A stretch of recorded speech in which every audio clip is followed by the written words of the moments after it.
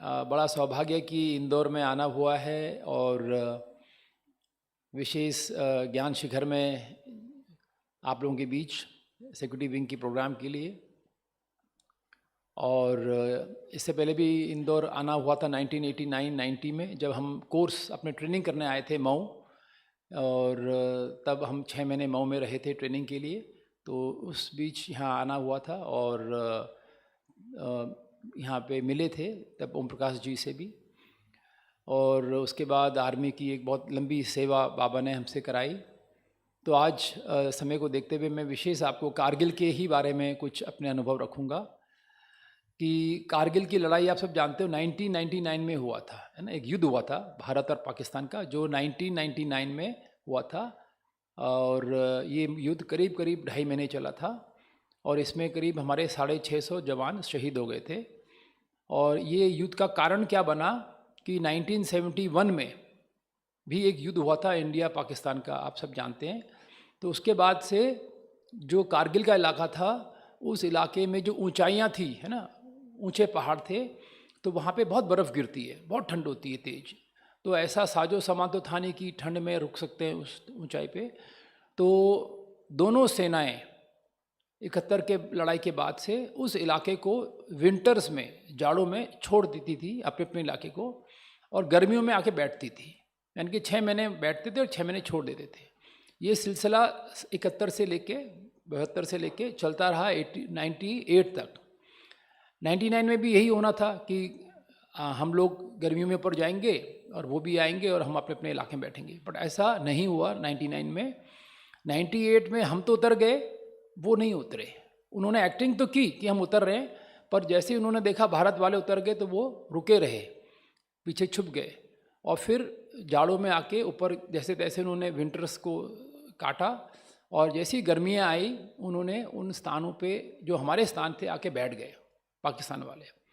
और उन्होंने जैसी हमारी फ़ौज अपने इलाकों की तरफ बढ़ी तो उन्होंने फायरिंग करना शुरू कर दिया। क्योंकि वो ऊपर थे और हम नीचे से ऊपर जा रहे थे, इसलिए हमें बहुत भारी कैजुअल्टी उठानी पड़ी। फिर हमें एयरफोर्स की मदद से उनको बॉम्ब गिरा के भगाना पड़ा। तो उस युद्ध के बाद, जिसको हम बोलते हैं कारगिल विजय दिवस, है ना, हमें ये लगा कि हमारे सैनिकों को, विशेष आर्मी को ये लगा कि हमें पाकिस्तान को छोड़ना नहीं है और इनके साथ इनको सबक सिखाना है।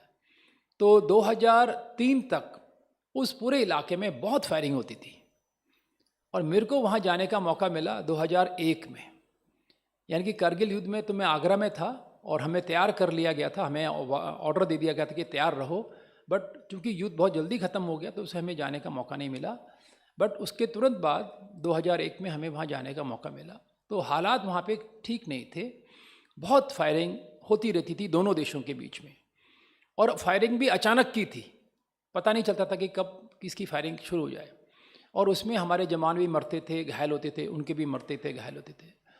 और जब भी अचानक की फायरिंग होती थी तो हम लोग, वहाँ गुफाएं होती हैं पहाड़ों में, आपने देखा पत्थर होते हैं, तो हम उनमें छिप जाते थे ताकि हम बच जाए। तो मैं आगरा से मुझे आदेश मिला कि अब आपको कारगिल जाना है, वहाँ पे आप अपने पलटन पे जाएंगे और आपकी जो कंपनी है उसकी कमांड आप करेंगे। तो मैंने मनसा सेवा शुरू कर दी।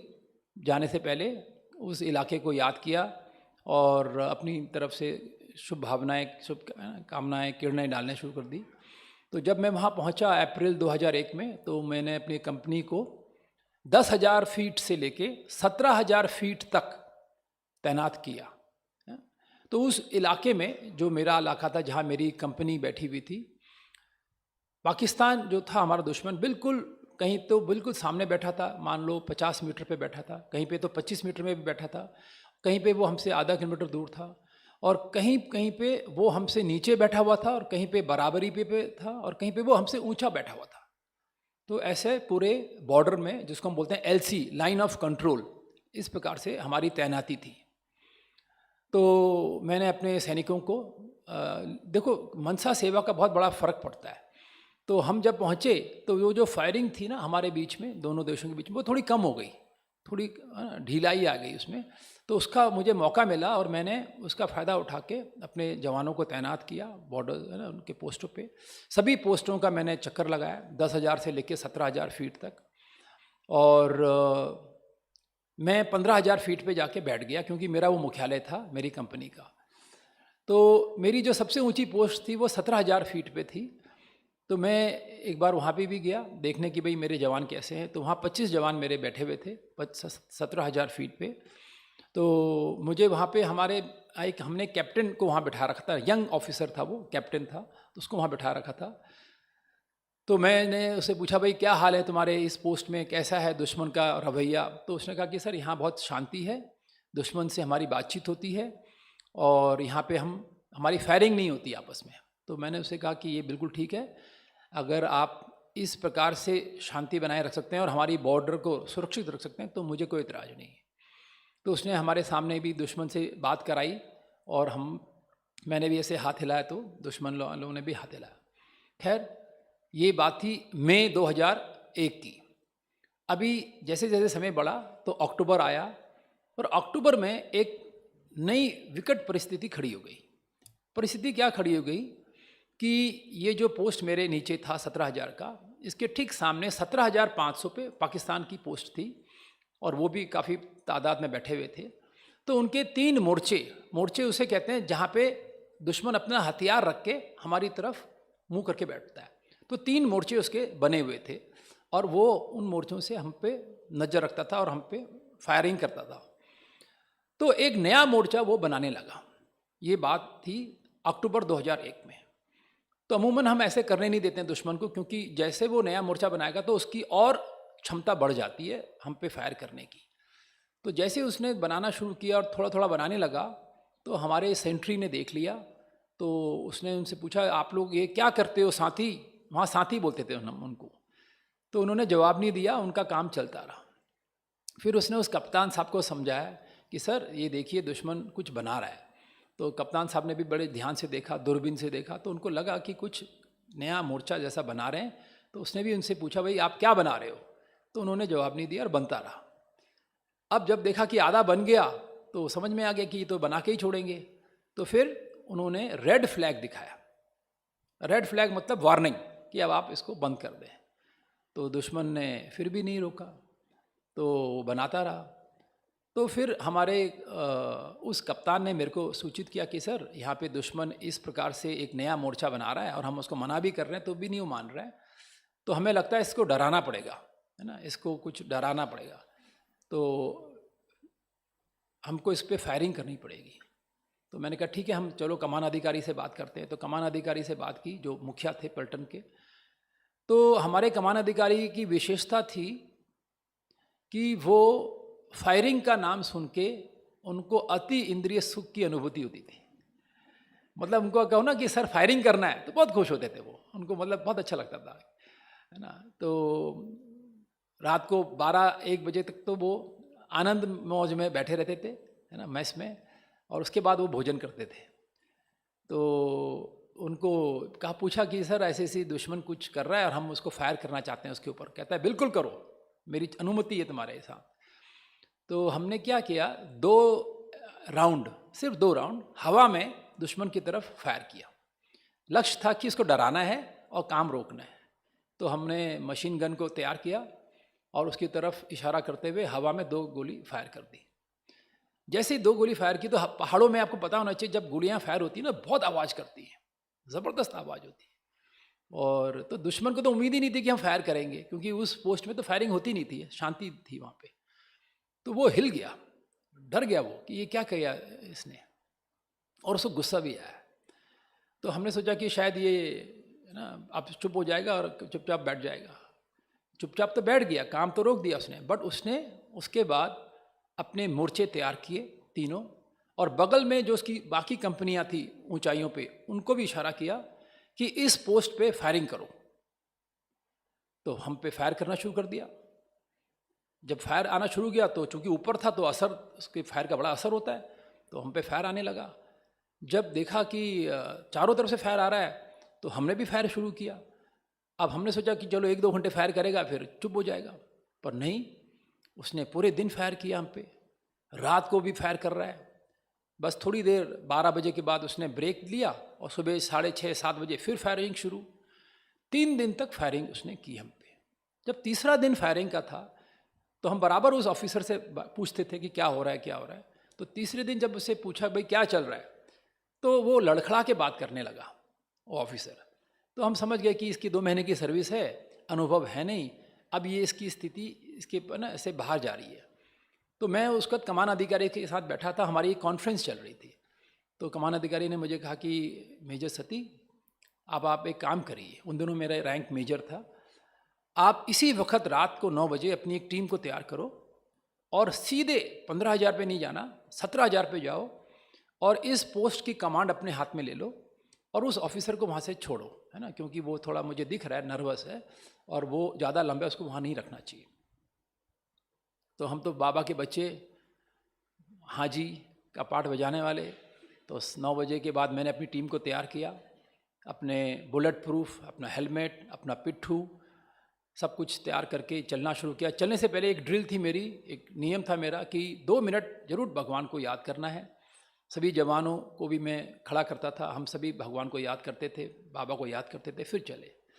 अब उस इलाके में मैं आपको बताना चाहता हूँ, जो कारगिल का इलाका था, अभी तो बहुत सुधार हो गया है, उन दिनों की बात बता रहा हूँ।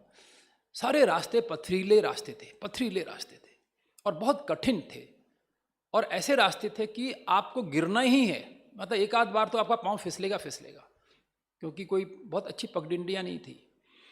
और दूसरा, चढ़ाई बहुत होती है। तो इसके लिए आपको पता होना चाहिए कि जो कारगिल की ऊंचाइयाँ हैं, जैसे 17,000 मैंने आपसे कहा, वहाँ आप सीधे 17,000 पे नहीं जा सकते हो। अगर आज आपको इंदौर से लगे कि भाई मैं ना घूमने चले जाती हूँ ना, 17,000 फीट देख के आ जाती हूँ, जा तो सकते हो, हेलीकॉप्टर आपको पहुँचा देगा और आपको वहाँ बहुत अच्छा लगेगा कि अरे इतनी ऊंचाई में कितना अच्छा लग रहा है, क्या मौसम है, कितना ठंडा है, बहुत अच्छा लगेगा। पर अगर आपने ये कहा कि भाई साहब आज रात यहीं रुक सकते हैं, तो हम कहेंगे भले रुको।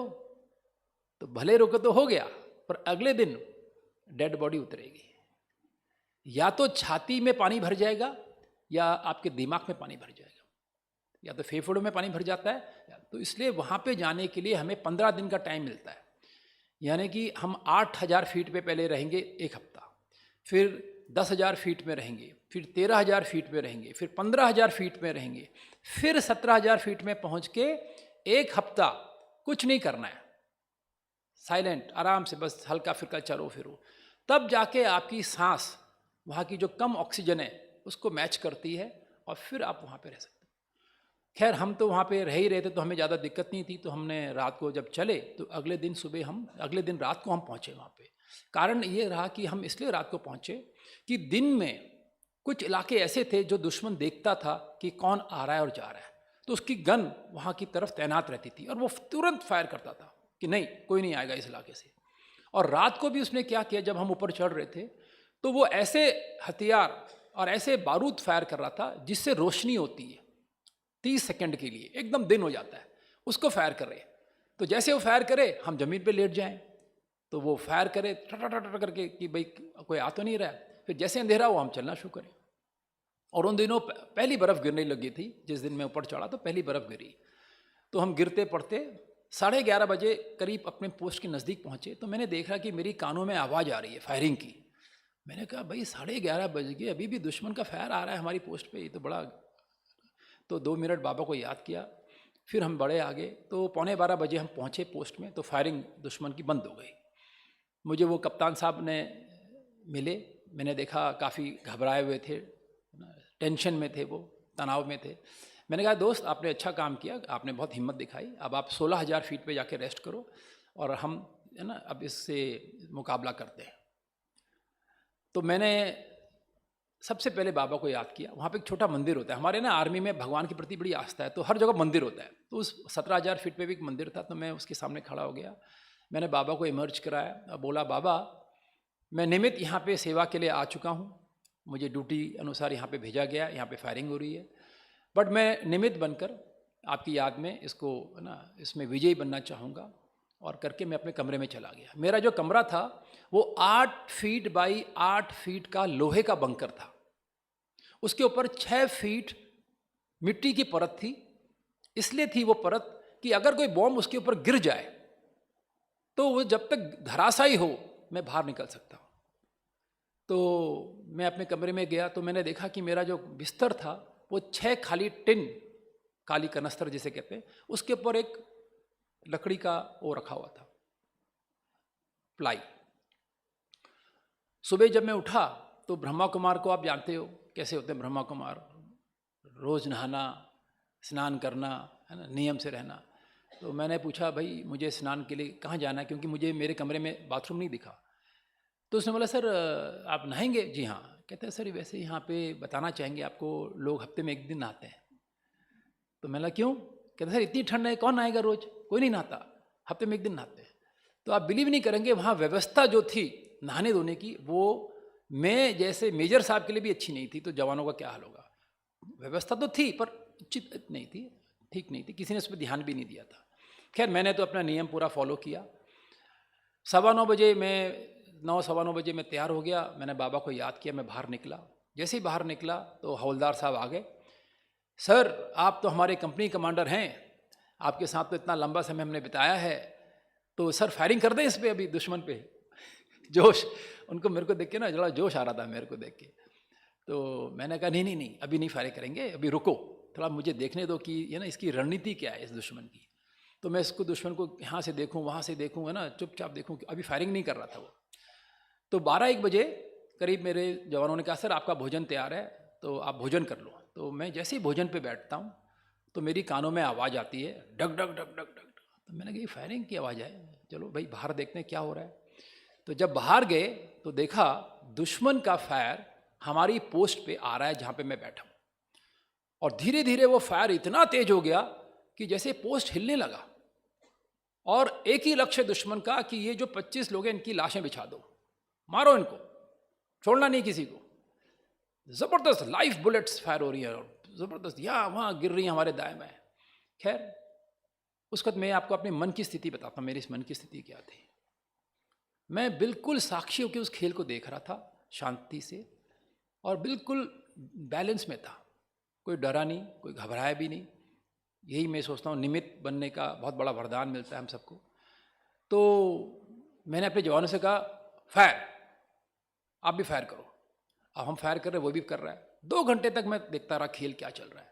हम नीचे से ऊपर कर रहे हैं, वो ऊपर से नीचे कर रहे हैं, किसका असर होगा? ऊपर वाले। 2 घंटे बाद मुझे ख्याल आया, मैंने बोला बाबा ये तो बात नहीं बनेगी, है ना, ऐसे तो नहीं चलेगा, ये तो हमको दबा के रखेगा। तो वहाँ एक गुफा थी करीब 4 फुट ऊंची और 5 फीट लंबी। मैं अपना रेडियो सेट लेके उसके अंदर चला गया और 2 मिनट बाबा की याद में बैठ गया कि मुझे अब करना क्या चाहिए।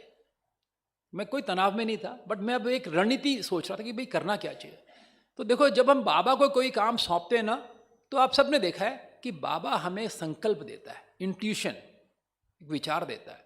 तो मुझे एक विचार आया कि आप इस दुश्मन को जिस ढंग से अभी इससे जवाब दे रहे हो, इससे अच्छा होगा कि आप इस पे तोप के गोले डालो।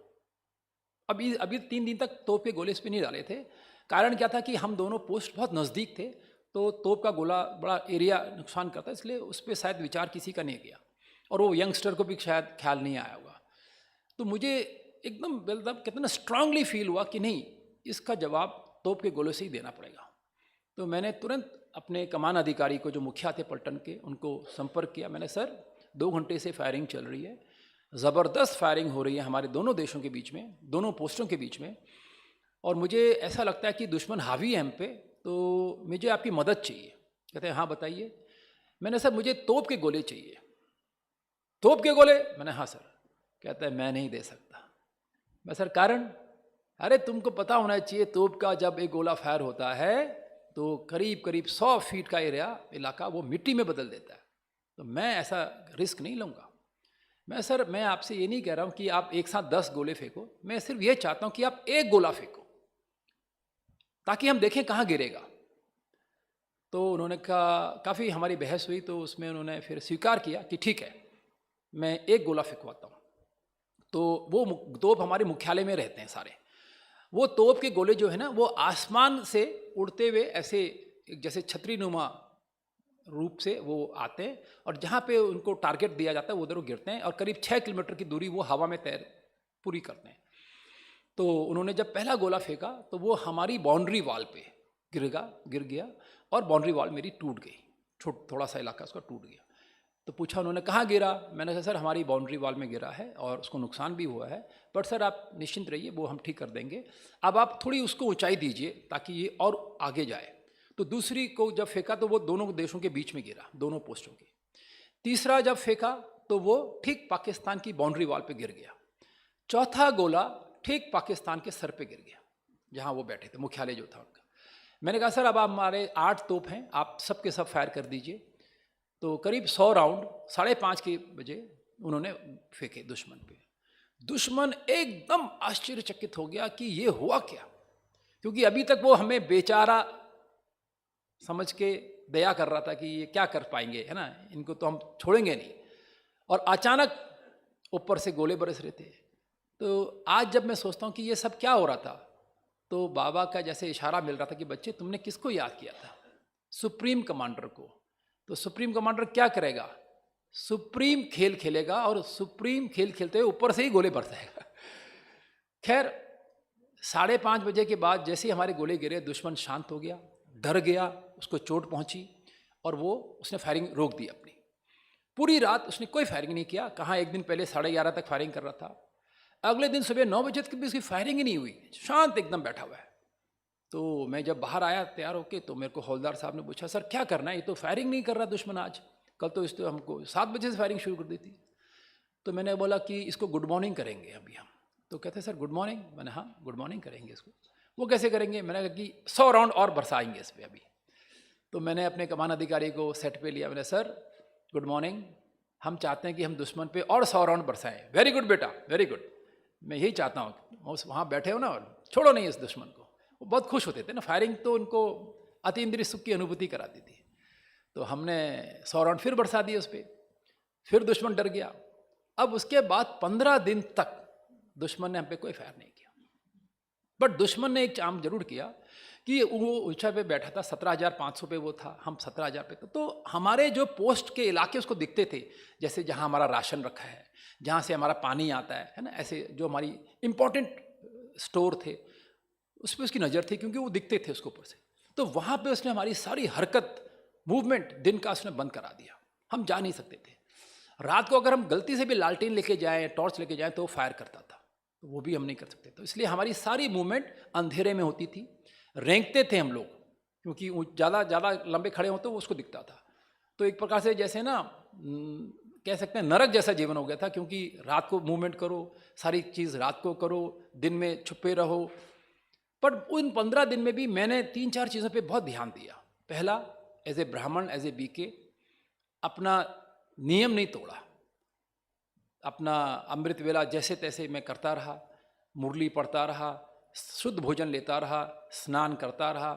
कष्ट बहुत हो रहा था, बहुत कष्ट था, बट मैंने नहीं, इसको नहीं छोड़ना है, नियम नहीं छोड़ना है। पर उससे मैंने देखा कि मैं बड़ा मजबूत रहा, बहुत बैलेंस में रहा और बहुत पॉजिटिव रहा, मेरी वाइब्रेशंस बहुत अच्छी चल रही थी। तो मेरे को ख्याल आया एक दिन कि भाई देखो, ये दुश्मन जो है अपना ही भाई था, है ना, अपना ही देश था, अभी टूट के दूसरा देश बन गया है, हमारे जैसे ही लोग हैं ये।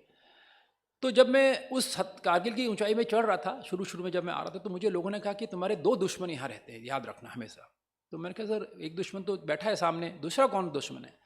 उसने कहा कि दूसरा दुश्मन तुम्हारा यहाँ पे बर्फ़ है। मैंने बर्फ़ कैसे दुश्मन हो सकता है?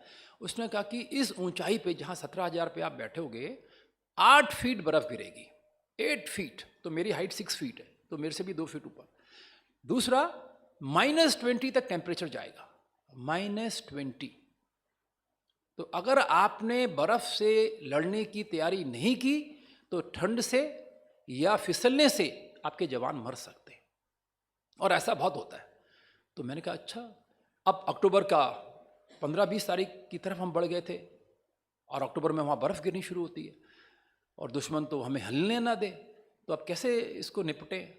तो जैसे बाबा को याद किया तो एक संकल्प बाबा का मिला कि बच्चे अब यहाँ शांति स्थापित करो, क्योंकि ये भी एक बहुत बड़ा हथियार है, तो आप इसको स्थापित करो। तो शाम को हम रोज़ अपने कमांडर को रिपोर्ट देते थे। तो मैंने जब कमान अधिकारी को रिपोर्ट दिया तो उन्होंने मुझे कहा कि सती, मुझे बड़ी खुशी है आप यहाँ पे बैठे हो उस पोस्ट पे, और आपके वहाँ बैठने से मैं निश्चिंत हूँ कि हमारी एलसी और हमारे जवान सुरक्षित है। मैंने कहा सर वो तो ठीक है, बट एक अब दूसरा दुश्मन जो है मुझे सता रहा है और मुझे उस पर एक्शन लेना है। कहते वो कौन है? मैंने कहा सर बर्फ़। कहते यस यस, आपको बर्फ़ के लिए भी तैयारी करनी है। पर मैंने कहा सर वो तो संभव नहीं है, क्योंकि दुश्मन तो सामने से फायरिंग कर रहा है और हमें हिलने नहीं देता है। तो मैं ये चाहता हूँ कि सर अब हम यहाँ पे शांति स्थापित करें। अब जो बॉस फायरिंग का प्यारा हो उसे शांति समझ में आएगी। तो उनको आश्चर्य लगा कि ये ऑफिसर, मेरा मेजर साहब, शांति की बात कर रहे हैं। कहता है व्हाट, शांति? मैंने हाँ सर, पीस। कहता है फिर क्यों चाहिए? मैंने उसको सब समझाया। तो काफ़ी उसके साथ बहस हुई मेरी। तो उसे पता था कि सती एक ऐसा अफसर है हमारी पलटन में जो बहुत सात्विक है, अंडा मीट शराब कुछ खाता नहीं है ना, पंडित किस्म का बंदा है ये। तो ये तो शांति की बात करेगा। तो ठीक है सती, अगर तुम्हें लगता है कि ऐसा उचित है तो तुम शांति की स्थापना करो वहाँ पे। तो मैंने एक जवान को बुलाया, मैंने कहा इधर आओ, पहले ये बताओ कि जब तुम्हारी बातचीत होती थी तो क्या बोलते थे आपस में कि साथी कैसे हो? तो मैंने बोला तुम अभी चिल्लाओ और बताओ उसको, दुश्मन को, कि साथी हमारे टाइगर आपके टाइगर से कल शाम बातचीत करना चाहते हैं। तो हमारे जवान ने चिल्लाना शुरू कर दिया, साथी साथी साथी। तो जवाब ही ना दे दुश्मन। बहुत देर बाद जवाब आया, हाँ जी बोलो क्या बोलना चाहते हो? हमारे टाइगर आपके टाइगर से कल शाम 4 बजे बातचीत करना चाहते हैं। ठीक है जी। तो अगला दिन था बृहस्पतिवार का, शाम 4 बजे मैं कमरे से निकला। तो हमें ना वहाँ पे बहुत अच्छा हमारा ध्यान रखा जाता है भारत सरकार द्वारा, जो कि कई भी चीज़ें तंग थी वहाँ पे, मौसम को लेके, हालात को देख के, व्यवस्था को लेके, बट कई चीज़ें बहुत अच्छी थी। तो हमें बहुत अच्छे कपड़े मिलते थे, बहुत अच्छे स्लीपिंग ना सूट्स मिलते थे, ड्राई फ्रूट्स बहुत मिलते थे। खाया नहीं जाता था कुछ भी, खा नहीं सकते हो आप, भूख ही नहीं लगेगी आपको, बट मिलेगा सब कुछ आपको, अलाउंस मिलेगा वहाँ का अलग से आपको। तो एक स्वीडन का सूट हमें मिला था, सफ़ेद था वो, है ना। तो मैंने बोला आज ब्रह्मा कुमार बन के चला जाए। तो मैंने अपना वाइट स्वीडन का सूट पहना और मैं बाबा को याद किया। जैसे बाबा को याद किया ना, एक मैसेज मुझे बाबा का टच हुआ कि बच्चे सब ठीक होने वाला है। तो मैं सीधे चला बिना कोई हथियार लिए और बाउंड्री वॉल पे एक पत्थर पे खड़ा हो गया। तो अब छाती से ऊपर मुझे दुश्मन देख रहा है ना, और 50 मीटर पे खड़ा, जितनी दूर हमारी ये दीवार है पीछे वाली, बस इतनी दूर वो खड़ा था। उसके जवान और कमांडर भी खड़े हैं, उसके जवान हथियार लेके हमारी तरफ इशारा कर रहे हैं, हमारे जवान उसकी तरफ इशारा कर रहे हैं। तो मेरे हवलदार साहब ने कहा कि सर सर सर आप इतनी ऊपर मत खड़े हो, प्लीज़ मत खड़े हो, ये दुश्मन है ना, ये कुछ भी कर सकता है। तो मैंने उसकी तरफ देखा, मैंने बोला आप है ना निश्चिंत रहिए। अब उनको क्या पता कि मैं भी गोली चला रहा हूँ। अब आप बताइए मैं कौन सी गोली चला रहा था? मैं दृष्टि रूपी गोली चला रहा था। बाबा ने हमें कौन सी गोली दी है? दृष्टि। तो मैं उसको दृष्टि दे रहा था। फिर मैंने ऐसे हाथ हिलाया, tiger this is major Ravi. अभी उसको मैं अपना नाम तो नहीं बोल सकता कि मेजर सती हूँ, दुश्मन है तो उसको तो घुमाना था। मेजर रवि, ऐसे मैंने हाथ हिलाया। तो वो देख रहा है मुझे अच्छे ढंग से, दूरबीन से भी देख रहा है उसका कमांडर कि कौन है ये। तो वहाँ से इतना छोटा हाथ हिला। तो मैं आपको सच बताना चाहता हूँ ना, माया भी कागज का शेर है और ये दुश्मन भी कागज का शेर है। ये दिखाने के लिए है ना, है बस। वैसे ही इनको तो आंखें दिखाओ ना तो डर जाते हैं। खैर मैंने कहा कि साथी बहुत दिनों से हमारे बीच में फायर हो रहा है टाइगर, और कुछ कारणों से ये फायर शुरू हुआ, पर अब मैं सोचता हूँ कि भारत की इस पोस्ट से आप पे कोई फायर नहीं आएगा। आप आराम से बैठिए, आराम से अपना काम करिए और निश्चिंत होकर रहिए, और भारत से अब आप पे कोई भी गोली फायर नहीं होगी, सिंगल राउंड हम फायर नहीं करेंगे। ये मैं दुश्मन से बात कर रहा हूँ। बट वो 15 दिनों की जो शुभ भावना थी, पॉजिटिव वाइब्रेशंस थी, मनसा सेवा थी, उसका असर मैंने देखा बहुत सुंदर आया कि दुश्मन का जो जवाब था ना वो सुनने लायक था।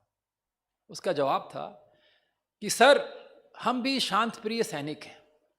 यहाँ से उसने शुरुआत की, और हम भी आप पे अब कोई फायर नहीं करेंगे। आपकी पूरी हरकत हम देखते हैं बंद है, आप लोग कोई हरकत नहीं करते हो, पर अब आप हरकत शुरू कर सकते हो, और आपके पोस्ट पे अब पाकिस्तान से एक भी गोली फायर नहीं करेंगे। मैंने कहा दोस्त मैं ना आगरा का रहने वाला हूँ, तुम कभी परिवार के साथ आगरा घूमने आना। कहता है सर मैं पेशावर का हूँ, आप पेशावर आना। 1 घंटे तक हमारी खूब बातचीत हुई। खैर रात को मैंने देखा कि नया सीन कि जो जवान एक दिन पहले बड़े तनाव में खड़े कह रहे साथी एक शेर सुना दे यार, तो शेरो शायरी भी शुरू हो गई। अब अगले दिन 9 बजे मैं तैयार हुआ, तो मैं तैयार होके बाहर निकला तो मेरे हवलदार साहब आए, कहते सर सर वो जो सेंट्री खड़ा है पाकिस्तान का, वो चिल्ला रहा है। मैं क्या बोल रहा है? अरे साथी हरकत करिए, डरिए नहीं। तो मैंने कहा हाँ बिल्कुल, हमारी दोस्ती हो चुकी है, चलो। कहते नहीं सर, आप समझा करो, ये पाकिस्तान है, मुंह में राम बगल में छुरी, आप जाओगे ये गोली फायर कर देगा, इसका कोई भरोसा थोड़ी है। कारगिल युद्ध इसने ऐसी तो किया, हम उतरे और ये बैठा रहा हुआ। मैंने कोई नहीं ऐसे नहीं, तो डरो नहीं। मैं अब उस स्थान पे जाके खड़ा हो गया, एक मैदान था वहाँ छोटा सा, मैं उसमें खड़ा हो गया। अब सर से लेके पाँव तक मुझे देख रहा है उसका सेंट्री, उसके हाथ में मशीन गन है जवान के, और मैं खाली हाथ खड़ा हूँ, पर अंदर से पूरा निश्चय बाबा का क्लियर, अब सब ठीक होने वाला है। तो मैंने ऐसे हाथ हिलाया सेंट्री की तरफ, मैं मुस्करा भी रहा था। तो उस जवान ने भी, उनके सेंट्री ने मुस्करा के मेरे का जवाब दिया। फिर मैं ऐसे टहलने लगा, तो मेरा हवलदार साहब मुझे चुपके से देख रहा है कि क्या कर रहे हैं साहब। फिर मैंने उसको बोला कुछ हुआ? कहते नहीं साहब। मैं डरो नहीं, आ जाओ बाहर आ जाओ। तो बाहर आ गए मेरे जवान। मैंने कहा देखो इसने हमारे कितने पोस्टों में नुकसान किया, देख रहे हो आप, ये भी तोड़ दिया, ये भी तोड़ दिया, तो हमें ठीक करना पड़ेगा, अभी बर्फ़ गिर जाएगी, हम कैसे करेंगे कुछ। कहते ठीक है साहब। तो तुरंत मैंने कमान अधिकारी को फ़ोन किया। मैंने कहा सर कल ही आपसे मैंने पूछा था कि शांति स्थापित करें, तो आज आपको खुशखबरी देना चाहता हूँ कि शांति स्थापित हो चुकी है। आप आना चाहेंगे, पोस्ट को देखना चाहेंगे, क्योंकि यहाँ के हालात ठीक नहीं है। कहता है मैं तुरंत पहुँचता हूँ तुम्हारे पास। तो वो अगले दिन पहुँच गए पोस्ट में, उन्होंने पूरे पोस्ट को देखा। कहते हैं सती सचमुच पोस्ट की हालत ख़राब है और व्यवस्था ठीक नहीं है, तुमको क्या चाहिए? तो मैंने उनको एक लिस्ट दी सामान की, उन्होंने सामान भेजा, काफ़ी बंदे भेजे, हमने काम करना शुरू किया और 1 महीने में हमने वो पोस्ट बहुत अच्छी बनाई। और सबसे पहला काम मैंने ब्रह्मा कुमार के रूप में अपने लिए 2 in 1 बाथरूम बनाया क्योंकि बाथरूम ही नहीं थी वहाँ पे, मतलब ये हाल था वहाँ पे। खैर उसके बाद मैं वहाँ 1.5 साल रहा, एक भी गोली फायर नहीं होने दिया। और मज़े की बात बताता हूँ कि मेरा वहाँ पे ना कुक हाउस था जहाँ पे खाना बनता था। तो जब तक तो फायरिंग थी मैं वहाँ नहीं गया, पर जब फायरिंग ख़त्म हो गई, शांति हो गई, तो मैं वहाँ गया। तो मैंने देखा मेरा कुक एक नेपाली था, खाना बना रहा है। तो कुक हाउस भी काला था, कुक भी काला हो रखा था। तो मैंने देखा उसके कुक हाउस में बहुत अच्छी फ़ोटो लगी थी, श्रीदेवी भी थी, जयाप्रदा भी थी। तो मैंने कहा यार दोस्त एक चीज़ें बता दे, इतनी फायरिंग में किस देवी ने दर्शन दिए? तो बहुत शर्मा गया। मैंने कहा कि देखो इन फ़ोटो को हटा लो, है ना, भोजन बनाते वक्त ऐसे फ़ोटो नहीं होने चाहिए, है ना। तो मैंने वहाँ भगवान के चित्र लगाए, पूरा किचन साफ़ किया, पूरा पोस्ट ही हमने सब चमका दिया। फिर एक बार मैं छुट्टी गया, मुझे बोला कि जाओ भाई छुट्टी काट के आओ। तो मैं वहाँ से शिव बाबा का झंडा लाया। तो मैंने मंदिर पे बोला अपने पंडित जी को, मैंने भाई इसको मंदिर के ऊपर चढ़ाओ। तो जैसे ही हमने उसको चढ़ाना शुरू किया ना, तो पाकिस्तान वालों की सीटी बजनी शुरू हो गई ज़ोर ज़ोर से, साथी ये क्या है, साथी ये क्या? तो हमने बोला कि ये भगवान का झंडा है, ये परमात्मा का झंडा है, ये उस पर्वत डिगार आलम का झंडा है जो सबको शांति देता है। कहते हैं सर हम डर गए थे, ये कौन सा सिग्नल आज आप लगा रहे ऊपर? मैंने कहा ये शांति का सिग्नल है दोस्तों, ये शांति यहाँ होगी। और आप बिलीव नहीं करोगे, सुबह शाम जब भी मैं बाहर निकलता था तो मैं किसी पत्थर पे, चट्टान पे बैठ के सिर्फ बाबा से एक ही चीज़ बोलता था कि बाबा या तो हम 2 देश आपस में लड़ें, ज़बरदस्त लड़ें 10-15 दिन, या फिर शांति से बैठे रहे, है ना, और अपनी है ना इलाके की सुरक्षा करें। बट वो तो वहाँ हालात थी नहीं, वो तो फायरिंग होती रहती थी अचानक की। खैर मैं वहाँ 1.5 साल रहा। 1.5 साल की उपलब्धि ये रही कि मेरे रहते मेरी कंपनी का एक भी जवान नहीं मरा, ना गोली से ना बर्फ़ से, और हम सुरक्षित मेरठ पहुँच गए। मेरठ पहुँचने के बाद 2003 फरवरी में जो हम पहुँचे, तो 2004 अप्रैल में एक कार्यक्रम हो रहा था, और हमारे बाद जो पलटन ने वहाँ पे स्थान लिया, उसके कमान अधिकारी मुखिया मुझे मिलते ही कहते हैं हाँ भाई major Sati how are you? मैंने कहा सर आई एम फाइन। यार तुझे ना पाकिस्तान वाले याद कर रहे थे। तो मैंने बोला सर पाकिस्तान वाले मुझे कैसे याद कर रहे थे ना? कहते हैं देखो तुम 2003 फरवरी में उतरे। मैंने जी सर। 2003 दिसंबर में उस पूरे एलसी में बॉर्डर में युद्ध विराम हो चुका है, आप जानते हैं? मैंने जी सर मैं जानता हूँ, भारत और पाकिस्तान के बीच में युद्ध विराम की संधि हो चुकी है। और वो कहता है उसके बाद वहाँ कोई फायरिंग नहीं होती है और अब हम शांति से बैठे रहते हैं, सिर्फ एलसी की सुरक्षा करते हैं। तो उसी वक्त जब शांति वहाँ हो रही थी, तो जनवरी का महीना था, और उस पोस्ट में जहाँ आप बैठे थे, हमारा एक जवान रात को बाथरूम के लिए निकला करीब 9 बजे। वो फिसल गया क्योंकि उसने पाँव ऐसे जगह पे रख दिया कि वो फिसल गया और वो एक नाले में गिर गया। और अगले दिन हमने जब देखा उसको, तो वो एक उसकी डेड बॉडी जो है एक नाले में पड़ी हुई थी, और नाला पाकिस्तान का इलाके में था। हमें बड़ा दुख हुआ कि हमारा इतना अच्छा जवान चला गया हमारे से, अब तो उसकी बॉडी लेनी थी, तो हमने वाइट फ्लैग दिखाया दुश्मन को। दुश्मन को भी वो बॉडी दिख रही थी, तो दुश्मन ने भी वाइट फ्लैग दिखाया। हम गए, वो भी आए, बड़े सम्मान से उन्होंने हमें बॉडी दी, बहुत बातचीत की। बातचीत के अंत में उन्होंने पूछा कि आपके उस पोस्ट पे एक ऑफिसर थे जहाँ पे मैं बैठा था, तो वो ऑफिसर जिनका नाम मेजर सती था वो कहाँ है? तो हमारे साहब ने बोला, भाई वो तो मेजर रवि थे। कहते हैं देखिए, आप दुश्मन को कम मत आंकिए, दुश्मन को आपकी पूरी खबर होती है। तो बाबा भी हमें क्या बोलता है कि माया को हमारी पूरी खबर है। हम कभी भी माया को कम ना आके हम सोचे कि माया को क्या पता है, बाबा को ही सब कुछ पता है और माया को भी हमारी सारी कमजोरियां पता है। खैर, उन्होंने बोला अच्छा बताइए क्या बोलना चाहते हैं आप उसके अफसर के बारे में? कहते नहीं नहीं, हम ये बताना चाहते हैं कि उस पोस्ट में आपके अमूमन जो भी अधिकारी आते थे वो यंग ऑफिसर आते थे, 2 से 3 महीने रहते थे, और हर ऑफिसर जो यंग आता था उसको फायरिंग का बड़ा शौक होता था, तो वो फायरिंग हम पे आजमाता था। बट ये जो ऑफिसर आया, इसने वहाँ पे करीब 1.5 साल वहाँ बिताया, और इसने जो इसका उसूल था हमें बड़ा पसंद आया, जियो और जीने दो।